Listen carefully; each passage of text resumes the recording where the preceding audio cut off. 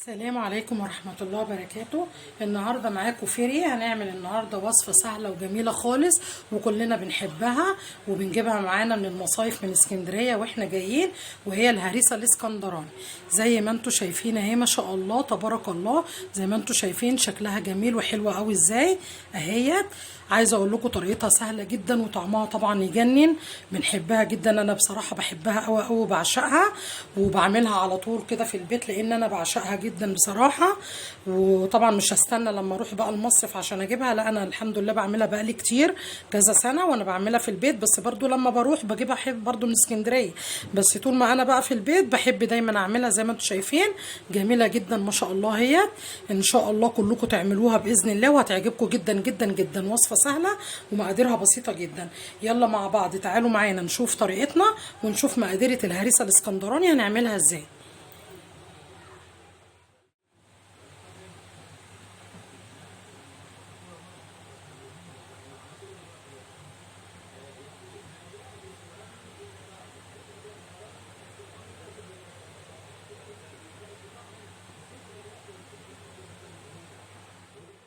وهي حبايبي بقى المقادير اللي هنعمل بيها الهريسه الاسكندراني زي ما انتم شايفين معانا.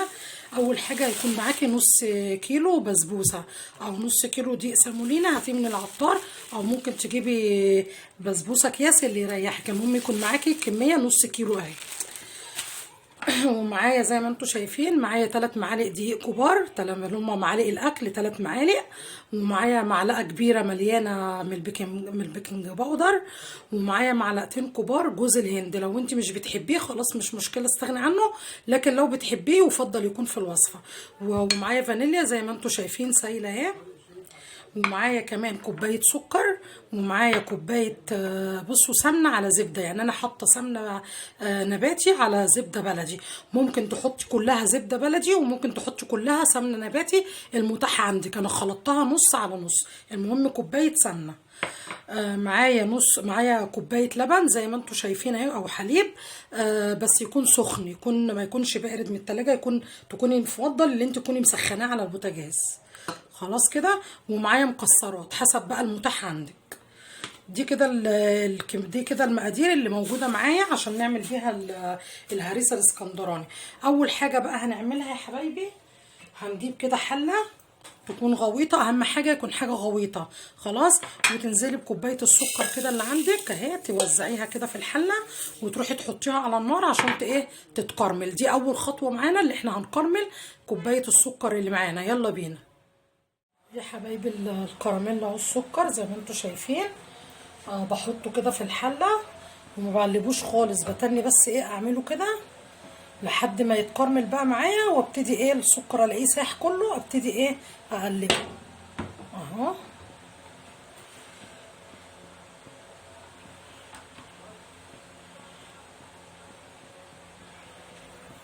هنا بقى هنبتدي بقى نقلبه في المرحله دي، نفضل بقى كده نقلبه ونكون مهديين النار عشان يا بنات ما يتحرقش منك، عشان انتوا عارفين الكراميل بيتحرق بسرعه جدا، فاحنا نخلي بالنا.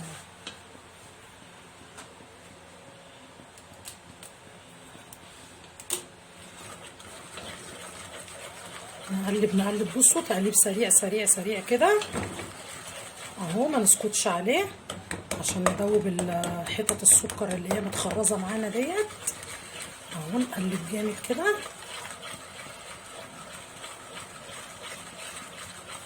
اهو.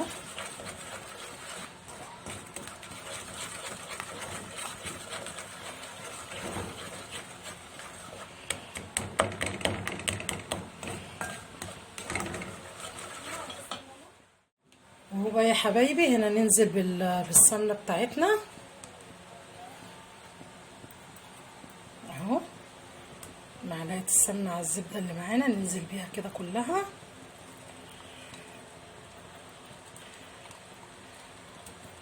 يا ريتك تبقي مسيحاها احسن، تكوني مسيحاها في طبق كده او في حاجه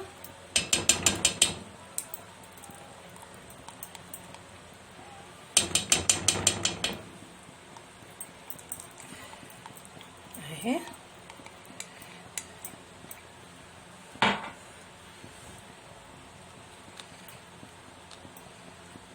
واقلب بقى تقليب مستمر برضو اهو زي ما انتم شايفين. حاجه بس بيها اهو.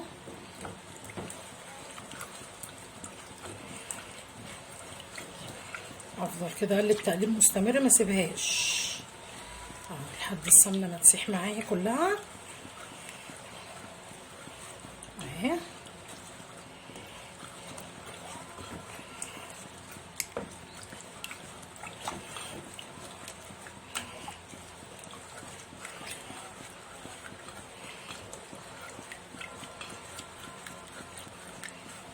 خلاص كده اهي السمنه كلها ساحت معايا.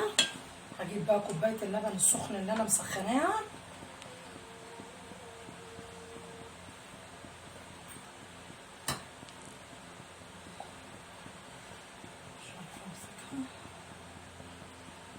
يا حبايبي. كوبايه اللبن السخن هنزل بقى فيها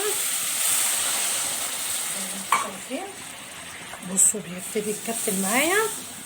هدي بقى النار خالص اهو كده، واقعدي بقى قلبي تقليب مستمر عشان يفك معاكي. وخلي بالك عشان الفوران بتاع الكراميل ده رهيب، ربنا يا رب يحفظنا جميعا اهو. تقعدي تقلبي بقى في لحد ما يفك معاكي كله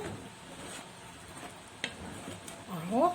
هو انت عشان حاطه اللبن سخن مش هيتكرمل معاكي جامد، يعني مش هيعمل لك كتل جامده. بصي كتل بسيطه اهي هتبتدي تفك معانا بالراحه زي ما انت شايفه. لكن لو كان اللبن بقى بارد كان زمان كل اللي قدامك ده كان زمان معاكي محجر خالص كده. هنقعد بقى نقلب فيه لحد ايه ما يفك كله معانا. هنجيب بقى يا حبايبي بوله او طبق كده وننزل بقى فيه كده بدقيق البسبوسه اللي معانا او دقيق السمولينا اهو. نص كيلو اللي معانا اهو.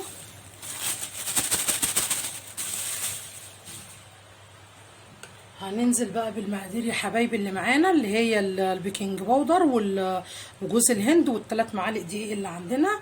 هننزل بقى بيهم كده على الدقيق اللي معانا مع البسبوسه كده، دقيق البسبوسه اهو.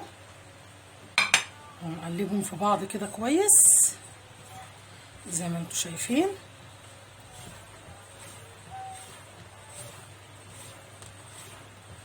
وكمان هننزل عليهم بحبة فانيليا سايلة اهو، كمية كده كويسة اهو.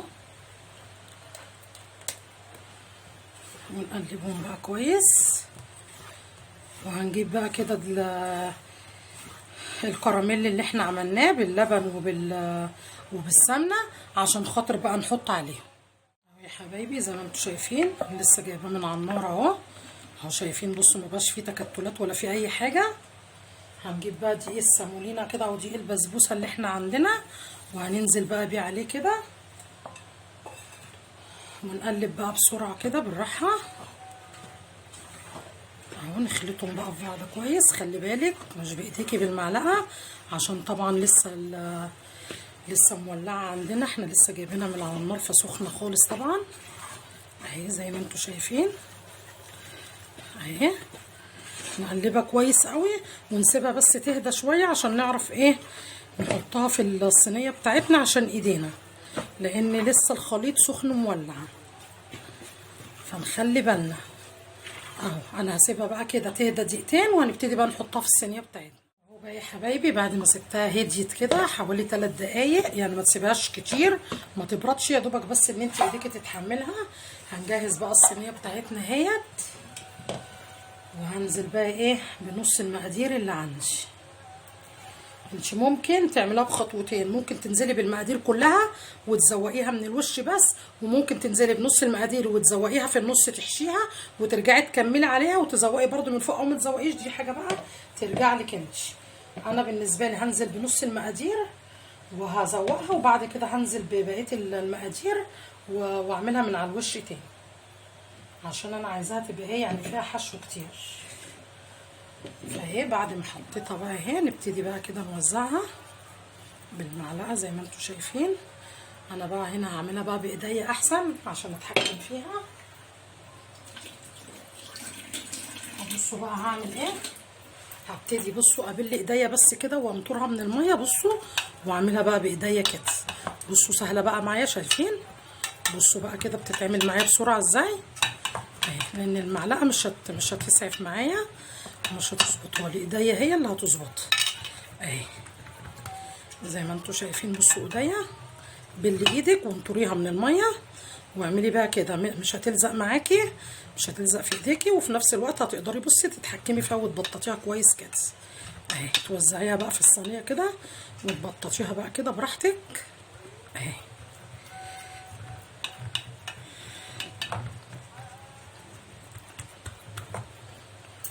شايفين كده بقى معايا اهي.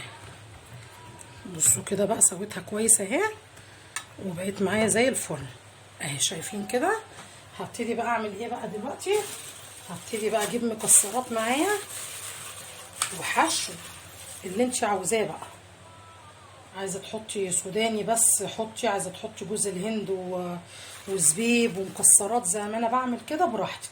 انا ده كده مكسرات مختلطه عندي، يعني خلطها على بعض زي ما انتوا شايفين كده، كل حاجه على بعضها، عشان انا هعملها زي اللي احنا بنجيبها من اسكندريه بالظبط، اللي هي المشهوره دي بتاعت احمد حسنين دي، فانا بحبها كده. بجيبها كده بيبقى الحشو في النص كده اهو. شايفين كده؟ حطيت عليه مكسرات اهو وحشو كتير من النص اهو زي ما انتوا شايفين اهو. بعد كده بقى بعد ما خلصت الخطوه دي ابتدي اجيب بقى النص الكميه اللي فاضل اهو زي ما انتوا شايفين كده، وابتدي ايه اوزعه كده في كل حته شويه بالشكل ده اهو اهو كده. خلصت الكميه اللي معايا اهي. برضو هعملها بايديا برضو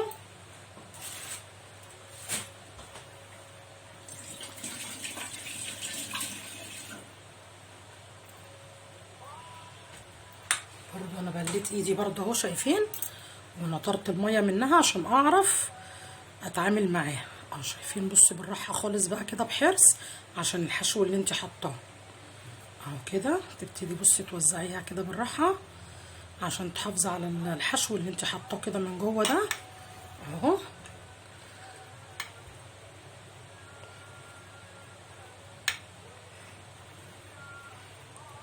تبتدي كده بصي تنزلي بقى بيه كده بالراحه اهو، تعملي معاه بالراحه خالص، هتبصي تلاقي العمليه سهله معاكي اهو. تغطيه كده الاول وبعد كده تبتدي توزعي بقى الخليط كده بتاعك اهو. هبل بس ايدي كمان شويه اهو، بليتها ونطرتها برضو.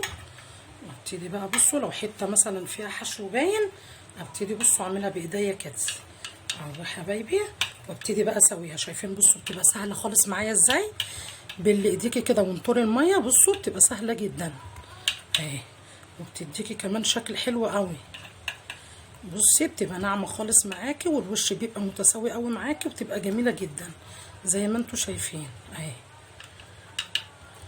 اهي. شايفين؟ وكده بصوا الحشو اتغطى اهو من كل حته اهو.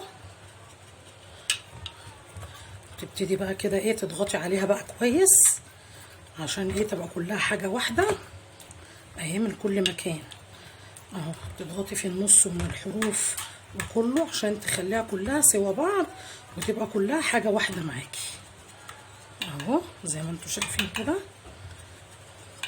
شايفين لونها جميل ازاي اهي كده؟ انا خلصت كده. هبتدي برضو بقى اعملها برضو زوقها بقى من فوق، بس هعملها بالمكسرات بس زي ما انتوا شايفين. هديها كده شويه مكسرات من فوق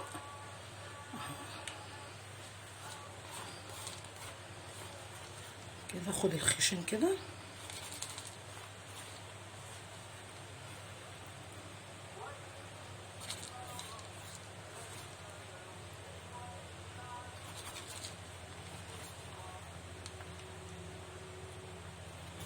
شفتوا بقى؟ سهله وما بتاخدش وقت خالص وتطلعيها كمان احلى بقى من اللي بره كمان اهي كده. انا حطيت اهو الحشو بتاعي اهوت. ابتدي بقى بصوا اعمل ايه، اضغط بقى عليه بايدي برضو جامد كده عشان ما يخرجش من الصينيه عندي. شايفين اهو؟ اضغط عليه بصوا من كل حته ارجع تاني اطبطب عليها كده بايديا واضغط عليها اهي من كل حته زي ما انتوا شايفين كده اهي. حاطه الحروف برضو اهي عشان الحشو ما يرجعش يقع مني او يطلع، لا اضغط عليه كده عشان يدخل جوه الايه البسبوسه او الهريسه بتاعتنا وما يخرجش منها، ويديني كمان شكل جميل لما تستوي واجي اقطعها. خلاص كده انا ظبطتها خالص اهي زي ما انتوا شايفين اهي، اتظبطت من كل حته، خدت شكل جميل، حشيتها من بره ومن جوه، يعني عاملاها بصوا غنيه جدا بالمكسرات اهي، وحشياها زي اللي بتجيبيها بقى من بره، بس مش هتكلفك التكلفه اللي انت بتجيبيها من بره اهي. وكده خلصنا كده صينيه البسبوسه زي ما انتوا شايفين اهي، شايفين شكلها جميل ازاي اهي. كده بقى هندخلها الفرن في الشبكه اللي في النص على درجه 180، وطبعا هي مش هتاخد سوا كتير لان احنا السكر اتكرمل مع البسبوسه طبعا اتحطت عليه، فتحس ان هي هتستوي بسرعه يعني. هندخلها بقى الفرن في الصف الوسطاني على الشبكه اللي في النص على 180 ونسويها ونشوفها معانا. وادي يا حبايبي اهي صينيه الهريسه زي ما انتوا شايفين ما شاء الله، شايفين بصوا شكلها عامل ازاي، وبصوا لونها حاجه تفتح النفس كده جميله اهي. خدت معايا حوالي نص ساعه تقريبا في الفرن زي ما انتوا شايفين. بعد ما طلعتها بقى وهي سخنه اكون مجهزه شربات سخن زي ما انتوا شايفين. انا عامله كوبايتين سكر على كوبايتين ميه، تسيبيهم يغلوا كده لحد ما يبتدوا يغلوا، تسيبيهم بعد ما يبتدوا يغلوا تسيبيهم 5 دقايق كمان خلاص، عشان السكر والعسل والميه يعملوا شربات كده لزج شويه زي ما انتوا شايفين. وننزل بقى بيه وهو سخن برضو على الهريسه بتاعتنا، بس طبعا مش هننزل بقى بالكميه كلها، يعني هننزل كده حبه حبه اهو بالراحه كده لحد ما تشرب ونديها تاني.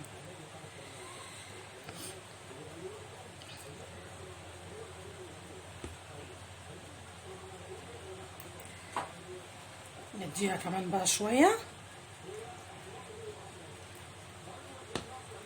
اهو، ونسيبها بقى لحد ما تشرب العسل كده حوالي 5 دقايق، وهنبتدي نقطعها مع بعض. يلا بقى مع بعض يا حبايبي. بعد ما سقيناها الشربات، احنا زي ما قلنا ما بنسقاش، يعني شايفين بصوا الشربات فضل معايا قد ايه، يعني تقريبا حطينا مثلا نص الكميه، لان طبعا دي مش بسبوسه دي هريسه فما بتشربش كميه شربات كتير زي اللي البسبوسه بتشربها.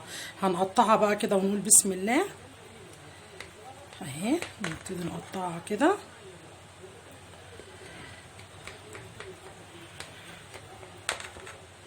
اهي. قطعيها بقى بالشكل اللي يعجبك والحجم طبعا اللي يعجبك اهي. قطعها كده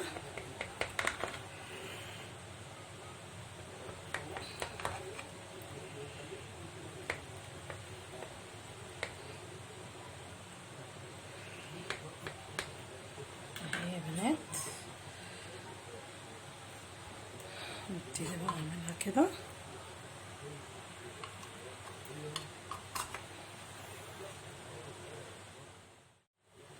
اهو يا بنات زي ما انتوا شايفين ما شاء الله، شايفين تبارك الله، شايفين سمكها قد ايه اهو.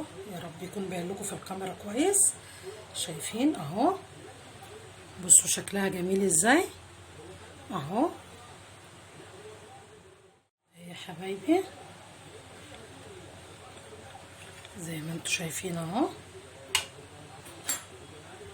شايفين بصوا، شايفين علوها حلوه قوي ازاي، شايفين بصوا الحشو كمان بتاعها باين من جوه ازاي، شايفين.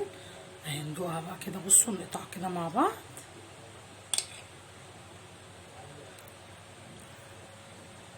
واو جميله تحفه يا بنات.